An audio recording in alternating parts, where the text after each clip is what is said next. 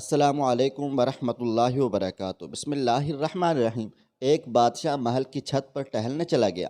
ملتے مسلتے اس کی نظر محل کے نزدیک گھر کی چھت پر پڑ گئی، جس پر ایک بہت ہی خوبصورت عورت کپڑے سکھا رہی تھی۔ بادشاہ نے اپنی ایک باندی کو بلا کر پوچھا، کس کی بیوی ہے یہ؟ باندی نے کہا، بادشاہ سلامت، یہ آپ کے غلام فیروز کی بیوی ہے۔ بادشاہ نیچے اترا۔ بادشاہ پر اس عورت کے حسن و جمال کا سحر چھا گیا تھا۔ اس نے فیروز کو بلایا۔ فیروز حاضر ہوا تو بادشاہ نے کہا، فیروز، ہمارا ایک کام ہے، ہمارا یہ خط فلاں ملک کے بادشاہ کو دے آؤ اور اس کا جواب بھی لے آنا۔ فیروز بادشاہ کو حکم سر آنکھوں پر اور وہ خط کو لے کر گھر واپس آ گیا۔ خط کو اپنے تکیے کے نیچے رکھ دیا، سفر کا سامان تیار کیا، رات گھر میں گزاری اور صبح منظر مقصود پر روانہ ہوگا۔ اس بات سے لا علم کہ بادشاہ نے اس کے ساتھ کیا چال چلی ہے۔ ادھر فیروز جیسے ہی نظروں سے اوجھل ہو گیا، بادشاہ چپکے سے فیروز کے گھر پہنچا اور آہستہ سے فیروز کے گھر کا دروازہ کھٹکھٹایا۔ فیروز کی بیوی نے پوچھا، کون ہے؟ میں بادشاہ، تمہارے شوہر کا مالک۔ تو اس نے دروازہ کھولا۔ بادشاہ اندر آ کر بیٹھ گیا۔ فیروز کی بیوی نے حیران ہو کر کہا، آج بادشاہ سلامت یہاں ہمارے غریب خانے میں؟ بادشاہ نے کہا، میں یہاں مہمان بن کر آیا ہوں۔ فیروز کی بیوی بادشاہ کا مطلب سمجھ گئی اور کہا، میں اللہ تعالیٰ کی پناہ چاہتی ہوں آپ کے اس طرح آنے سے، جس میں مجھے کوئی خیر نظر نہیں آ رہی۔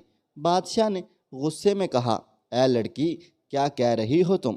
شاید تم نے مجھے پہچانا نہیں، میں بادشاہ ہوں، تمہارے شوہر کا مالک۔ فیروز کی بیوی نے کہا، بادشاہ سلامت، میں جانتی ہوں کہ آپ بھی بادشاہ ہیں، لیکن بزرگ کہتے ہیں کہ اگر مچھر گر جائے کھانے میں تو میں ہاتھ اٹھا دیتا ہوں، اگرچہ کہ میرا دل کرتا ہے کھانے کو۔ میں تمہارے پانی میں کوئی پھول نہیں۔ لوگوں کا بکثرت یہاں آنے جانے کی وجہ سے شیر کو اگرچہ جتنی بھی تیز بھوک لگی ہو، لیکن وہ مردار تو نہیں کھانا شروع کر دیتا، اور کہا، بادشاہ سلامت، تم اس کٹورے میں پانی پینے آئے ہو جس میں تمہارے کتے نے پانی پیا ہے۔ بادشاہ اس عورت کی باتوں سے بڑا شرمسار ہوا اور اس کو چھوڑ کر واپس چلا گیا، لیکن اپنے چپل وہیں پر بھول گیا۔ یہ سب تو بادشاہ کی طرف سے ہوا۔ اب فیروز کو آدھے راستے میں یاد آیا کہ جو خط بادشاہ نے اسے دیا تھا وہ تو گھر پر ہی چھوڑ آیا ہے۔ اس نے گھوڑے کو تیزی سے واپس موڑا اور اپنے گھر کی طرف لپکا۔ فیروز اپنے گھر پہنچا تو تکیے کے نیچے سے خط نکالتے وقت اس کی نظر پلنگ کے نیچے پڑے بادشاہ کے چپل پر پڑی، جو وہ جلدی میں بھول گیا تھا۔ فیروز کا سر چکرا کر رہ گیا اور وہ سمجھ گیا کہ بادشاہ نے اس کو سفر پر صرف اس لیے بھیجا تاکہ وہ اپنا مطلب پورا کر سکے۔ فیروز کسی کو کچھ بتائے بغیر چپ چاپ گھر سے نکلا۔ خط لے کر وہ چل پڑا اور کام ختم کرنے کے بعد بادشاہ کے پاس واپس آیا۔ چلو تمہارے میکے چلتے ہیں۔ بیوی نے پوچھا، کیا ہے؟ کہا، بادشاہ نے انعام دیا ہے اور میں چاہتا ہوں کہ یہ پہن کر اپنے گھر والوں کو بھی دکھاؤ۔ بیوی، جیسے آپ چاہیں۔ بیوی تیار ہوئی اور اپنے والدین کے گھر اپنے شوہر کے ساتھ روانہ ہوئے۔ داماد اور بیٹی اور ان کے لیے لائے گئے تحائف کو دیکھ کر وہ لوگ بہت زیادہ خوش ہوئے۔ فیروز بیوی کو چھوڑ کر واپس آ گیا اور 1 مہینہ گزرنے کے باوجود نہ بیوی کا پوچھا اور نہ اس کو واپس بلایا۔ پھر کچھ دن بعد اس کے سالے وہ اسے ملنے آئے اور اس سے پوچھا کہ فیروز، آپ ہمیں ہماری بہن سے غصے اور ناراضگی کی وجہ بتا دیں، یا پھر ہم آپ کو قاضی کے سامنے پیش کریں گے۔ تو اس نے کہا، اگر تم چاہو تو کر لو، لیکن میرے ذمے اس کا کوئی ایسا حق باقی نہیں ہے جو میں نے ادا نہ کیا ہو۔ وہ لوگ اپنا کیس قاضی کے پاس لے گئے تو قاضی نے فیروز کو بلایا۔ قاضی اس وقت بادشاہ کے پاس بیٹھا ہوا تھا۔ لڑکی کے بھائیوں نے کہا، اللہ بادشاہ سلامت اور قاضی کو قائم و دائم رکھیں۔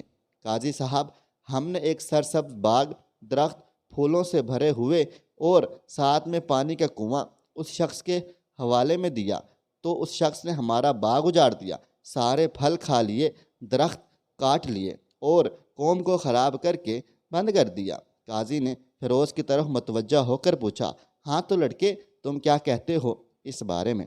فیروز نے کہا، قاضی صاحب، جو باغ مجھے دیا گیا تھا وہ اس سے بہتر حالت میں نے انہیں واپس کیا ہے۔ قاضی نے پوچھا، کیا اس نے باغ تمہارے حوالے ویسے ہی حالت میں واپس کیا ہے جیسے پہلے تھا؟ انہوں نے کہا ہاں ویسے ہی حالت میں واپس کیا ہے، لیکن ہم اس سے باغ واپس کرنے کی وجہ پوچھنا چاہتے ہیں۔ قاضی: ہاں فیروز، تم کیا کہنا چاہتے ہو اس بارے میں؟ فیروز نے کہا قاضی صاحب، میں نے باغ کسی بغض یا نفرت کی وجہ سے نہیں چھوڑا، بلکہ اس لیے چھوڑا کہ ایک دن میں باغ میں آیا تو اس میں میں نے شیر کے پنجوں کے نشان دیکھے، تو مجھے خوف ہوا کہ شیر مجھے کھا جائے گا، اس لیے شیر کے اکرام کی وجہ سے میں نے باغ میں جانا بند کر دیا۔ بادشاہ جو ٹیک لگائے یہ سب کچھ سن رہا تھا اور وہ اٹھ کر بیٹھ گیا اور کہا فیروز، اپنے باغ کی طرف سے امن اور مطمئن ہو کر جاؤ، واللہ اس میں کوئی شک نہیں کہ شیر تمہارے باغ میں آیا تھا، لیکن وہاں پر نہ تو کوئی اثر چھوڑ سکا، نہ کوئی پتا توڑ سکا اور نہ ہی کوئی پھل کھا سکا۔ وہ وہاں پر تھوڑی دیر رہا اور مایوس ہو کر لوٹ گیا، اور خدا کی قسم میں نے کبھی تمہارے جیسے باغ کے گرد لگی مضبوط دیوار میں نے نہیں دیکھی۔ تو فیروز اپنے گھر واپس لوٹ آیا اور اپنی بیوی کو بھی لے آیا۔ نہ ہی قاضی کو کچھ پتہ چلا اور نہ ہی کسی اور کو کہ ماجرا کیا تھا۔ کیا خوب بہتر ہے اپنے اہل و عیال کے راز چھپانا تاکہ لوگوں کو پتہ نہ چلے۔ اپنے گھروں کے بھید کسی پر ظاہر نہ ہونے دو۔ اللہ تعالیٰ آپ لوگوں کو خوشیوں سے بھر دے، آپ کے اہل و عیال کو اور آپ کے مال کو اپنے حفظ و امان میں رکھے، آمین ثم آمین۔ معزز ناظرین، دیکھا آپ نے کس طرح ایک غلام کی بیوی نے اپنی بادشاہ سے جان چھڑائی، اور صدقے جاؤں میں بادشاہ پر جو بغیر کسی پر کچھ الزام دھرے اس نے سب معاملات کو سنبھال لیا۔ ہمارے معاشرے میں بے حیائی عروج پر ہے، عاشقی معشوقی فون پر باتیں کرنا اور پھر اپنے محبوب کے ساتھ مل کر گھر سے بھاگ جانا وغیرہ۔ اللہ تعالیٰ سب بہن بیٹیوں کی عزت کو محفوظ رکھے اور برے کاموں سے بچائے جن کا انجام سوائے بدنامی اور رسوائی کے سوا اور کچھ بھی نہیں ہے۔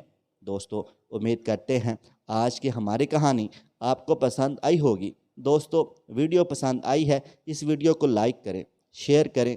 اگر آپ نے ابھی تک میرا چینل سبسکرائب نہیں کیا ہوا تو ابھی سبسکرائب کر لیں، ساتھ میں بیل آئیکن کو بھی ضرور پریس کر لیجئے گا تاکہ نئی اپلوڈ ہونے والی ہماری ویڈیوز کا نوٹیفیکیشن آپ کو بر وقت ملتا رہے۔ مجھے آپ اگلے ویڈیو تک اجازت دیں۔ اللہ حافظ۔